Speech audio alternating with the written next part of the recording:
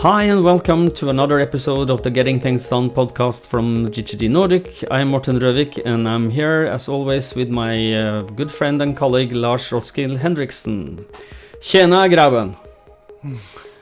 Hi Morten, good to be with you, and as always looking forward to sharing some more thoughts on GTD with our listeners. So if you haven't listened or watched this podcast before, the goal for us is to help you learn or become even better GTDers, become more productive, less stressed, get a better overview of all of your commitments. And we hope that you find these episodes valuable regardless of how experienced you are with GTD. And we always, if you want a refresher or learn more about the basics of GTD, we always recommend you go back and listen to episodes 1 through 6.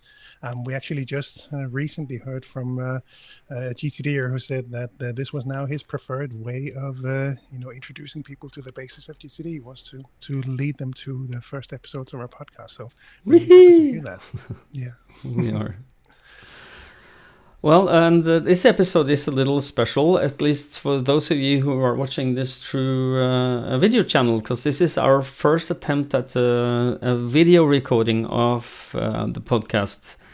I'm really, and we are a little giddy about this technology thing, I must admit, and we had a little technical issues before we started, so we prayed to the technology gods to help us with not having pixelation of Lars and dropout of audio, so please be with us.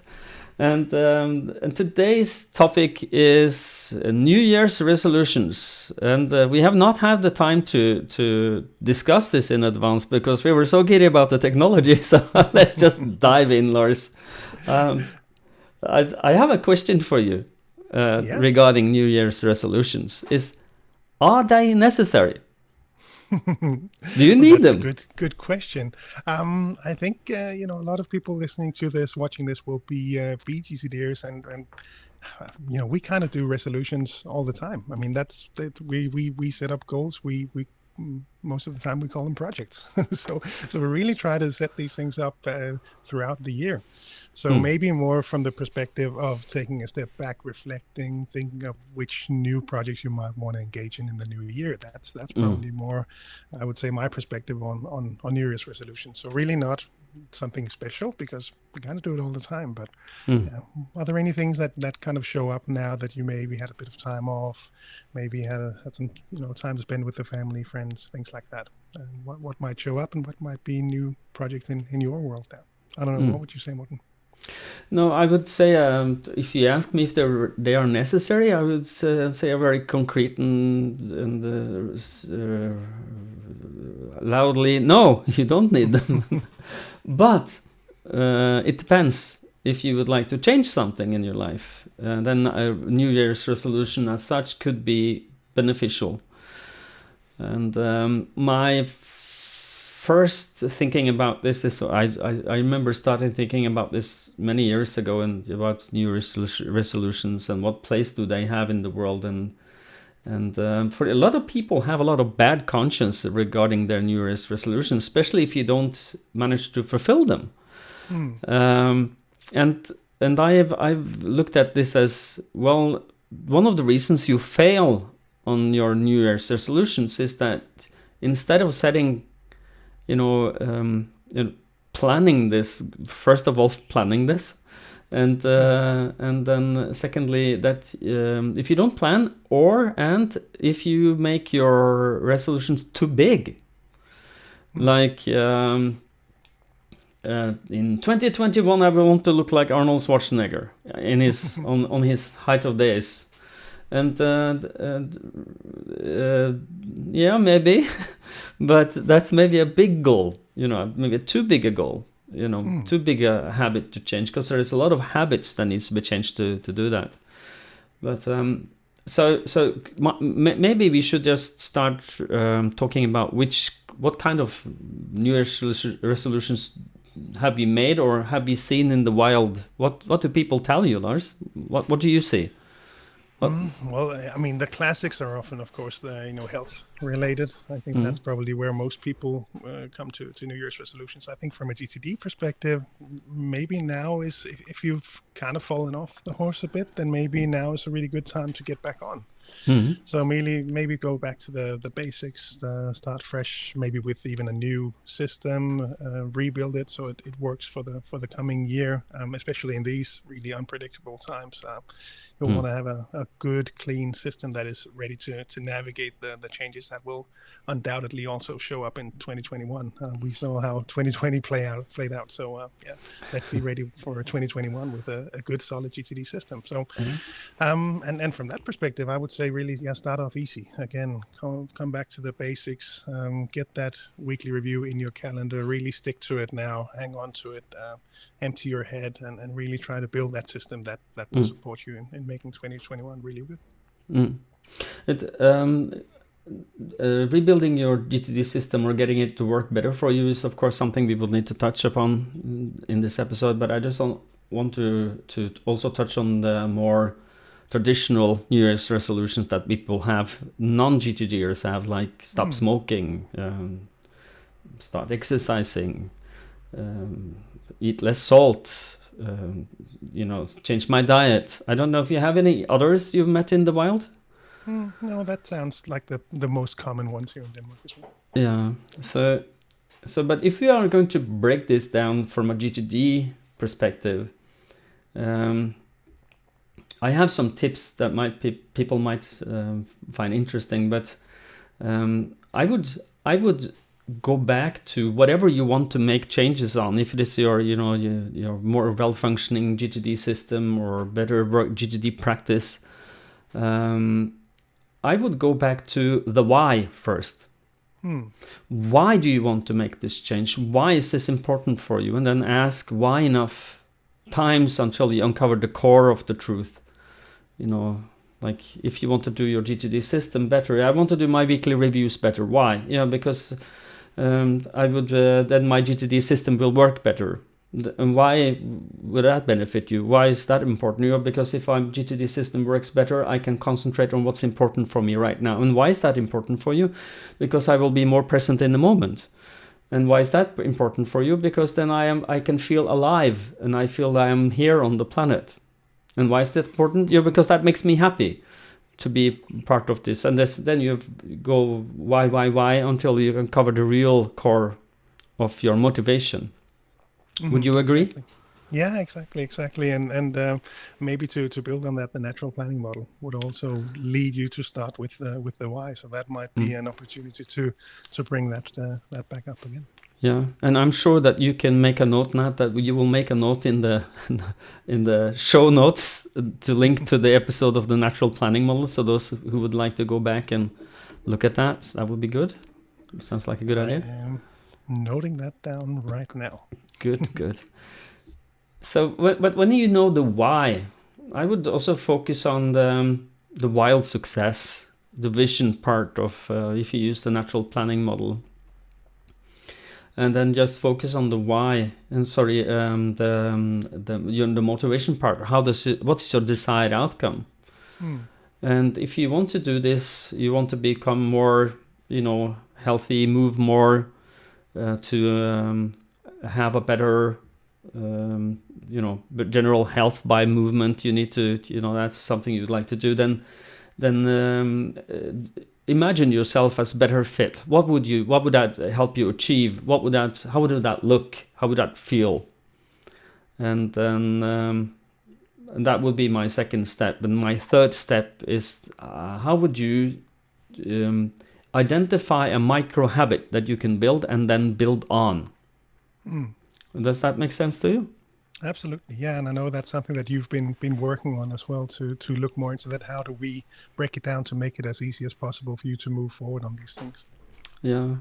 I found that this actually works. I've used it on me, and I hear back from a lot of people that say that this way of looking at it actually helps. So if you know the why, and then you make wild success could be like you have mind like water, or a more athletic body, or a lower cholesterol, or lower blood pressure, or whatever you want to change.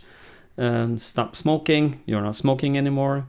And then imagine that. Decide, to find your vital success, your vision for this, And then for breaking it down, then either identify something you already are doing and then build on that. For instance, if you want to do your, let's say you want to start on more regular basis, I want to clean my bathroom because I understand that's not very well handled in my life.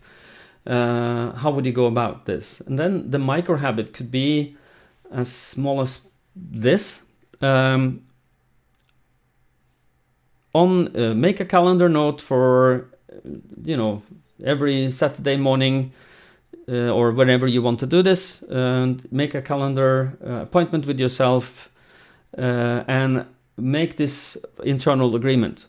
I will fill up a bucket of water, put some soap, put a sponge or a rag inside the bucket, and I will enter the bathroom and see what happens. Because that kind of trick you, because everybody can, and if you don't want to do anything after that, you can just empty the bucket.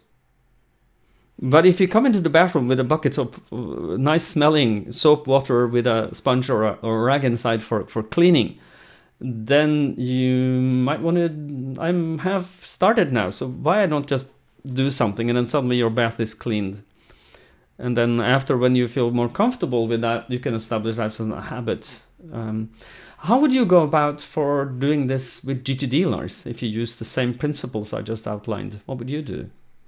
Well, like you said, one approach could be to go for the calendar thing, and really I would focus on breaking it down to the right next action. So if you do have some New Year's resolutions, whatever they might be, really, you can apply the natural planning model, but at least define that desired outcome, the project for it, define that next action. Really try to break that down, because it continues to amaze me how at least some people struggle to break it down, myself included sometimes, to the right next action. So if it's not the right next action, it's not small enough, whatever the reason might be, it might be standing there, it might be looking at me on my list and never really moving forward on it. So really thinking through, how could you make this happen? What's a good small micro habit, maybe micro next action to really move things forward?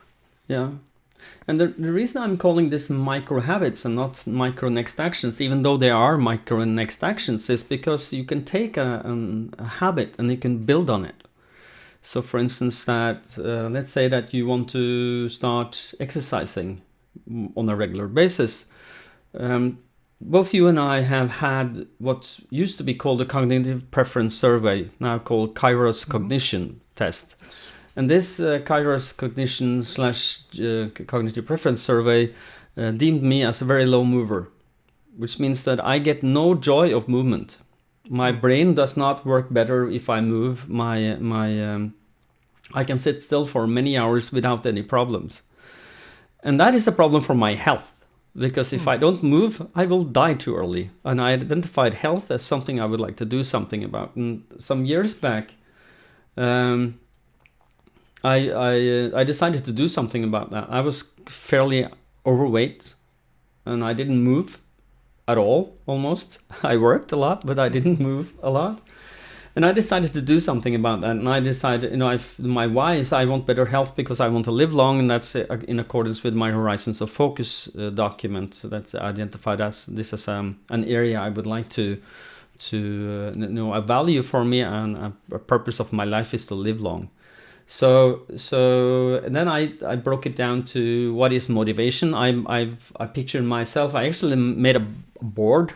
I took a cardboard A3, and I went online and found photos, and I go in magazines find photos for helping me. And then I found a very athletic body that I liked. I cut his head off, and I imagined me on having this body.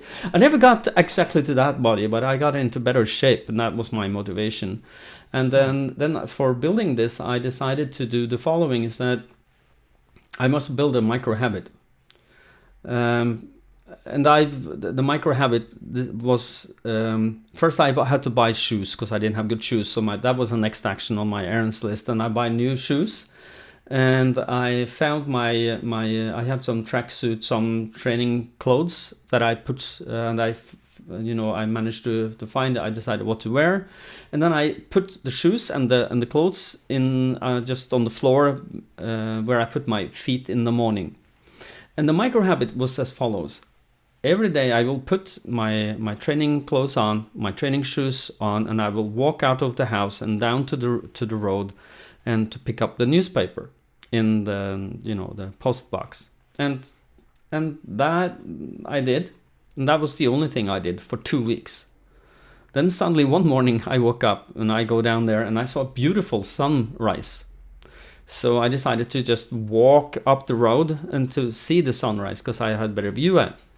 And that was really nice. And the next morning it was also a really nice sunrise. So I continued walking, and I walked around another bend to have an even better look. And then this kind of like escalated over time, because was my plan.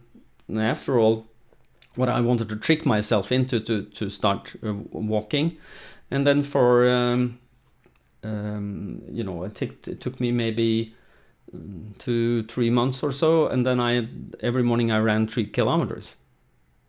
I don't run anymore, but I walk on average between 5 and 6 kilometers every day of the week. And that keeps me not very thin, and it doesn't make me very athletic, but it helps me for my future me living long. So that's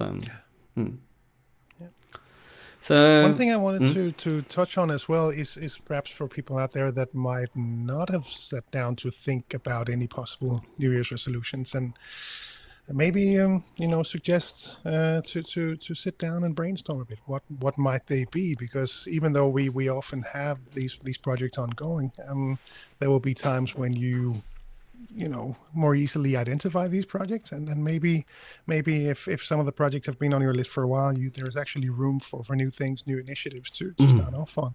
Then maybe set aside some time to think this through. You could brainstorm just off the top of your head. You could, if you have your horizons of focus written out, then maybe review some of those to see what might show up.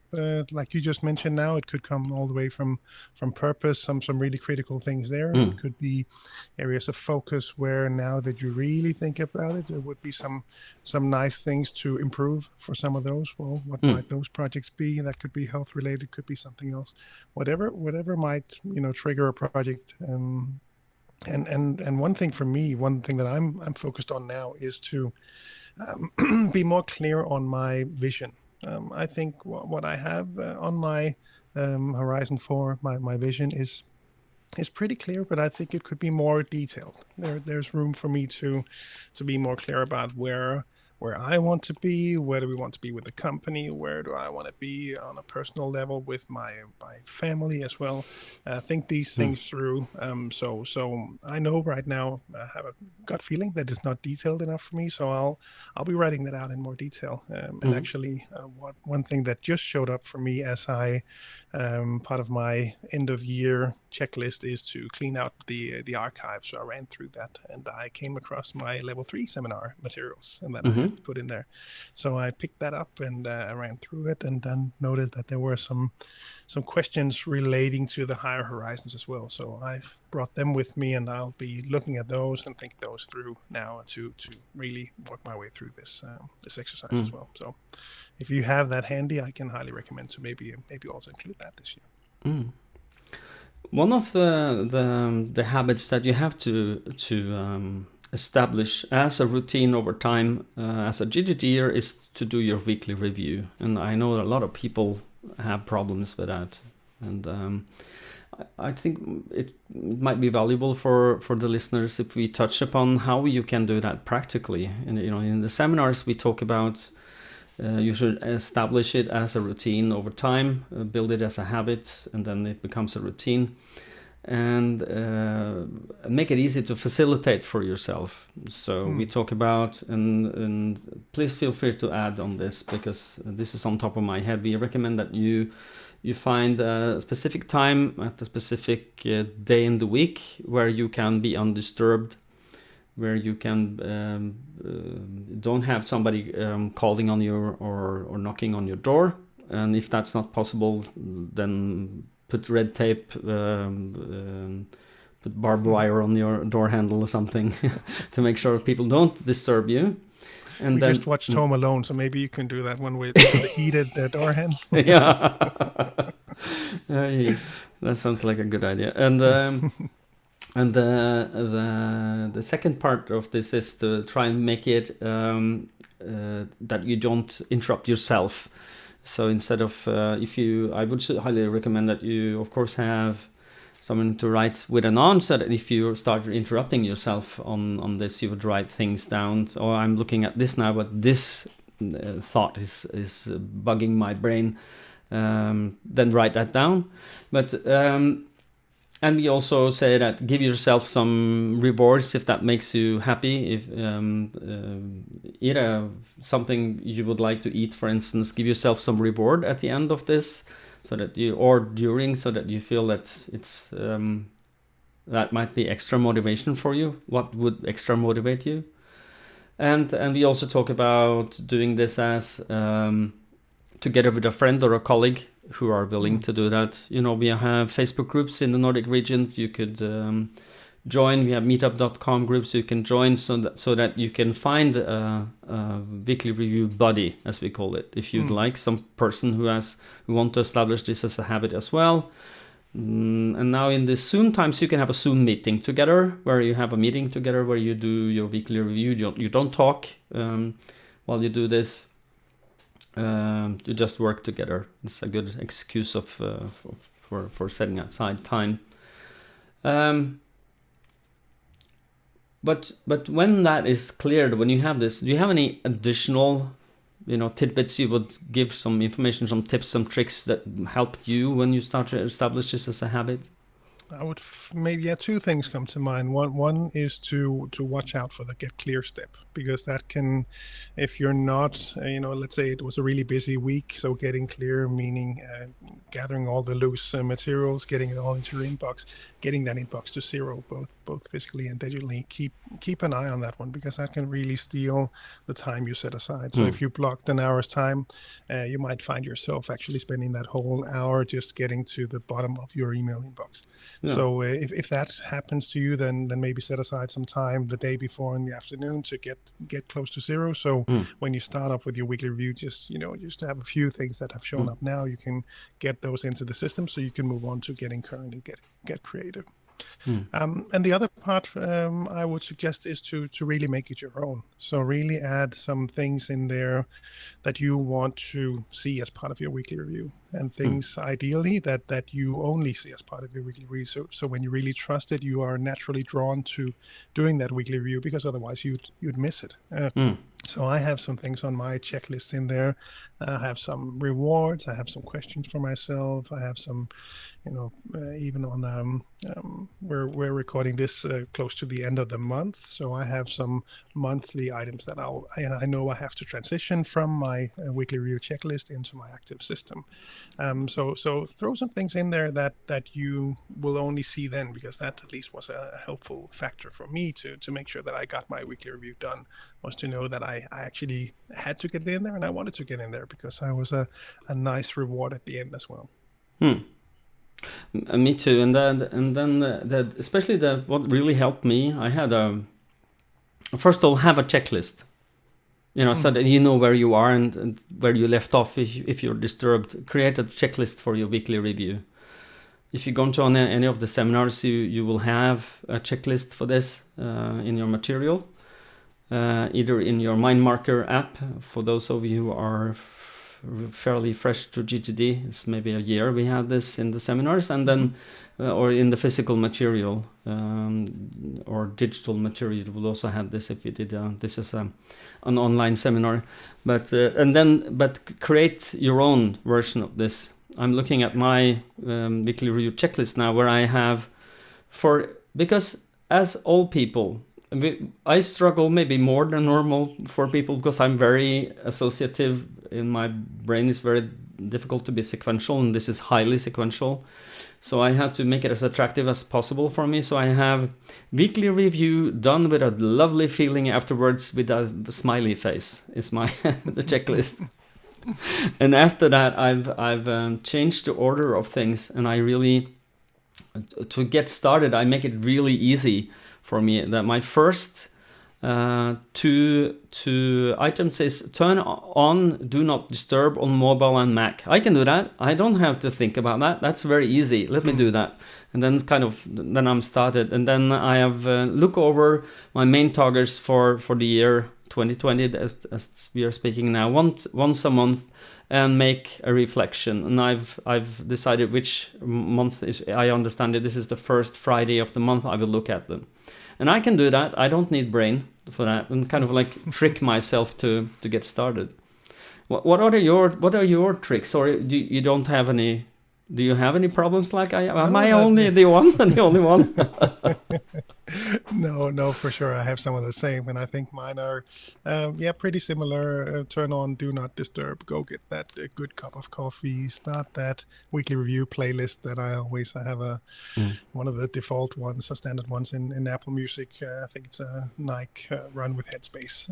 So that playlist is always something that I play, and that just puts me into weekly review mode. So start off nice and simple, and gather papers, put that into the inbox. I can do that, and then you're out there, you're moving, and perhaps you're more easily drawn to the next steps. So certainly relate to that. Okay, well, I hope that we've given you something, at least for the weekly review, that you might want to use. But the idea is make it yours, and establish a habit that can become a routine. And one thing I would highly recommend you to do is to keep a weekly review journal. And just somewhere where you will see it, and then you open your journal before you start your weekly review to motivate yourself. Write down, what does it feel when you're finished? How does it feel? How do you feel inside? And most people who do this feel that, well, I have overview, I have control, I have a good feeling of nothing's gonna, come and knock me down until next week or next weekly review. I have an overview. And if you write that down, it will motivate you for the next time you want, because you will remember, this is why I'm doing this. I don't know, would you recommend the same? Yeah, if that works for you, then for sure do that. I know at least people that track that they make that they've done their weekly reviews. So when they look at that list, my sister does that actually. She has a list of doing her weekly reviews, so she can see that she has this chain of completed weekly reviews, and you don't want to break that chain. So no. So that's perhaps also a motivational factor to get that weekly review done. Yeah. Well, I see for those of my coaching clients that have expressed concern about their ability to do their weekly review on a consistent basis, to remember why they want to do this and to remember the good feelings to get after is an extra motivation factor for them. So. Yeah. Okay. Anything else we would like to add on this? Just two things that I thought to also mention, coming back to one thing when we talked about brainstorming possible ideas, just also, I think when people are more experienced with GTD, it becomes more easy to also start to really see other people playing into their personal or professional lives. So perhaps also think this through with people near you. Is there something you want to achieve with them this year, something you want to do for them this year? Prepare for whatever it might be. So perhaps take that perspective when you perhaps brainstorm on possible ideas for what you might want to complete in the new year. And lastly, I want to mention to perhaps also think back to the past year. So look back at your accomplishment. What did you complete this year? Because we had a great chat with David on a Nordic virtual meetup, and I'll link to that in the show notes as well. We started that off with a focus on a half-year review, and we ended up talking about a lot of different things, other aspects of GTD. But one of the things that David said that stuck with me was the difference between completing something and acknowledging it. So as GTDers, at least for myself, we'll be really good at what we do, creating and completing things. But perhaps this time of year is also good to maybe add the acknowledge part. So it's kind of a completed perspective on what we managed to achieve in 2020. And I thought this might be valuable to the listeners, viewers out there to maybe spend a bit of time on as well, both for, feeling inspired about what lies ahead, but perhaps also inspiring you to do even cooler projects in 2021. Good. Well, I think we are at road's end here. Any last Freddy? No. Okay, Lars. No, I think we always wrap up these episodes with a quick reminder to head on over to. But before we do that, because this is a special episode. Because if you're listening to this in your normal podcast app, good, you will listen, but you can also see this episode, and we should maybe tell people where they can see this if they're listening to it, and maybe we will do this in the future.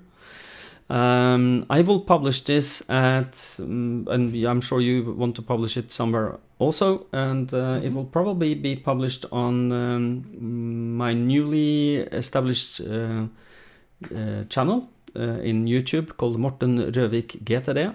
Morten Røvik GTD, if you want to go there and have a look there. I'm sure you want to do it at the gtdnordic.dk page, web page. And where else would you like to publish this? Yeah, so it'll go out to YouTube as well, and we'll link to it from the gtdnordic.dk page for sure. Yeah. Okay, because we don't know if this is one time or more than one time, but I feel maybe more than one time. Do you agree? And maybe we need a separate feed as well for a video version. Let's see what we found out, and if you have any thoughts, let us know where you want to find this. Yeah, and please, dear viewer/listener, if you want us to do more of this, please let us know if you like this format. And this is without editing, so if we make any bloopers, they are there. And maybe we'll do them live, even stream them on Facebook or stream them on YouTube. We don't know yet, but please let us know what you think of this format with video. Would you like to see us, or is audio enough? I know some of you listen to us when you do chores, and it's maybe difficult to watch at the same time. Tell us if that's your way of consuming podcasts, or if you prefer seeing us, or both. And there was actually just a comment on one of the virtual meetups that they were happy to actually see put some faces to the audio that they were listening to. So at least some people will like this format. So yeah, let us know. Okay. Yes. And now, Lars, take us out. And now, for something completely different. gtdnordic.com. We have links to all the country websites for each of the Nordic countries. From there, we have all the articles, the newsletters, links to the groups on social media, all of our offerings, virtual and physical. So have a look at those, and gettingthingsdone.com for those of you outside the Nordics to find your local partners there. So we hope that you found these episodes valuable. We'll see how you can maybe rate the video versions. I don't know if that's just a thumbs up and a subscribe, and what else you might be able to do on YouTube, and of course on iTunes. It really helps the discoverability. So any ratings or feedback you can give, that's highly appreciated. Well, thank you all for listening or watching and listening. This is the end episode of for 2020.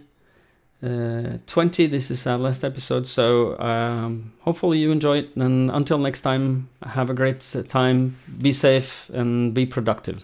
Bye everyone.